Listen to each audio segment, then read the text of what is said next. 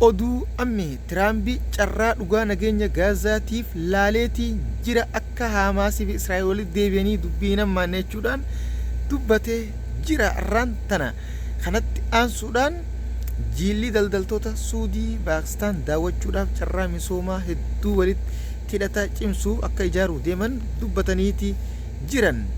Kanatti aansuudhaan mootummaan Kanaadaa Tiraambii mootummaa micciiramaati fi cicciramaa jechuun dhiisee mootummaa jijjiiramaati. Mootummaan Tiraambii jechuudhaan faarse faaruu kanarraa kan ka'e gammachuurraa Tiraambii qasesseequudhaan noobeelii nageenya bara kanaa ana qofa malee nama tokko kan maluun hin qabu jechuudhaan heeree jira. Inni noobeelii nageenyaatiif gattaa'ee jira bara. Kanatti aansuudhaan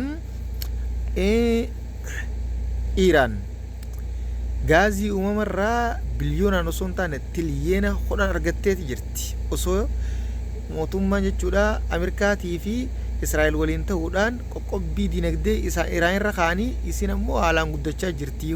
Kun isaaniif jechuudha cimina malee waa ta'a gadi hin godhu. Mata dhukkubbii Israa'elii fi Netanyaahuu fi Tiraambii ta'eeti jira. Guddinni Iiraan hedduu isaan guddisiisa. Maaliif humna jechuudha guddoo qabdi Iiraan akkuma isinii gabaasaa turre. Biyyammaasiis akka gaariitti firraa dhorkuu dandeessu isaan kana. Kana jiddumaamii mallattoo gurraatiin tuquraan subscribe godhaadha. Itti fufaadha isiniin jaa. Kanatti aansuudhaan Netanyaahuu guyyaa irraan tanaa Puutiin wajjin silkiidhaan haasaweeti jira.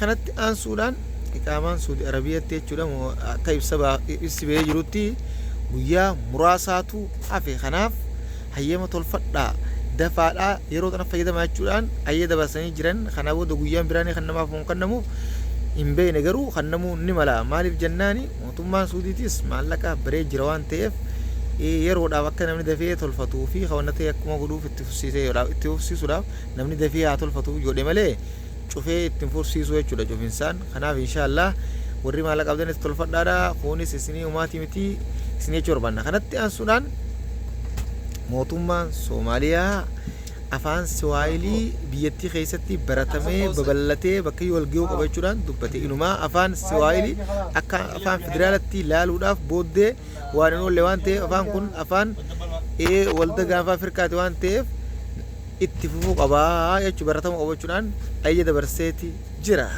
Waaw!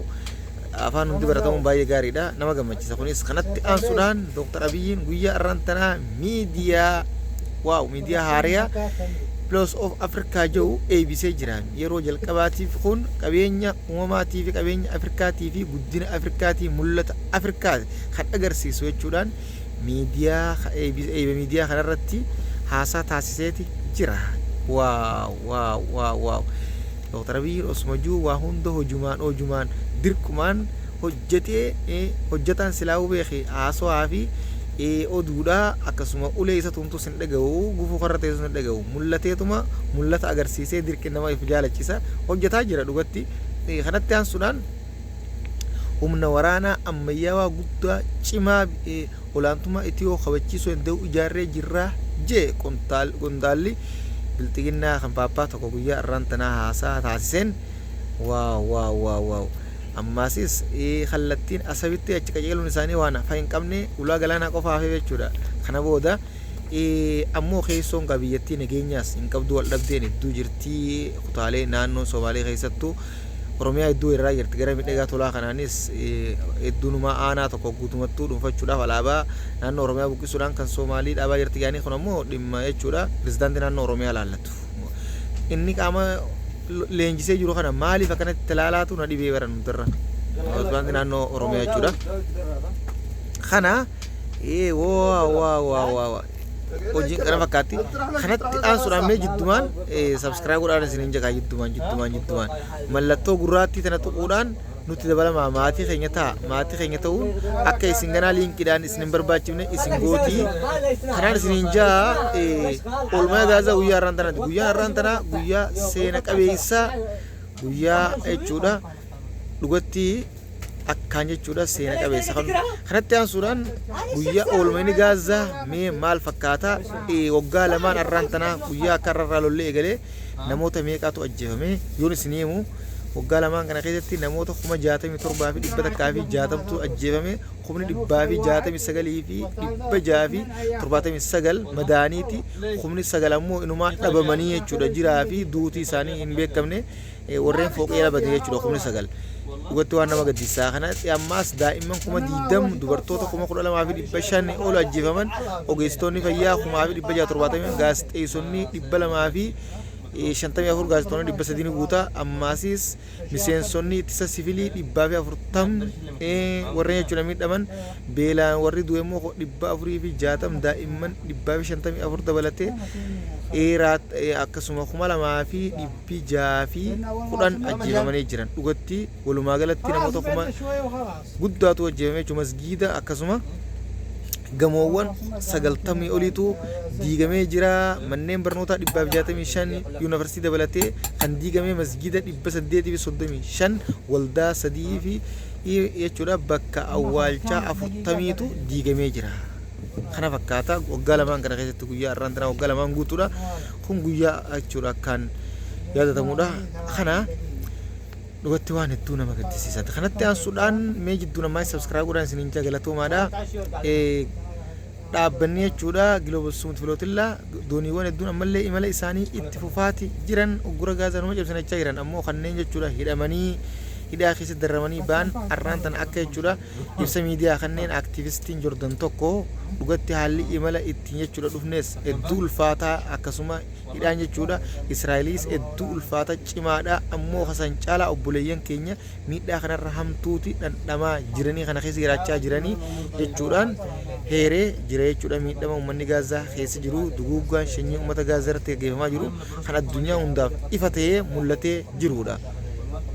kanaafi ummata keenya kana rabbi bilisaa baasu obboleeyyan keenyaaf sagalee taadha dhugatti garuu wanni jechuudha hunda caalaa namatti mul'atanii beektaa Israa'elii fi Ameerikaan jechuudha addunyaa birattuu salphattee kuftee xiqqaattee agartee miti bare Hitlersan san ta'uu isaanii jechuudha ilmaan namaa kamuu isaan akkama waldaa jechuudha diiganii fi kan hundaa fi wanni isaan balleessan guutumatti waan namaa mul'atu osoo jechuudha amantiin ta'in osoo wannaan hin laallanne osoo qaama jiddu gala tokko illee laallanne isaan guutumatti ilma namaa balleessuu barbaadan kanuma mootummaa gaafa Hitlersan Jarmanii jechuudha mootummaa Jarman kan warra dhiyaa guutuu akkasitti lafarraa balleesse dhiira dhalaa osoo hin jenne sanyii guutuu dhabamsiisuudhaaf idda qabsiise sanii wajjin garaagarummaa tokko akka hin qabne addunyaan akkasitti akka ilaalte hunda ifatti mul'atee fi jira jechuudha.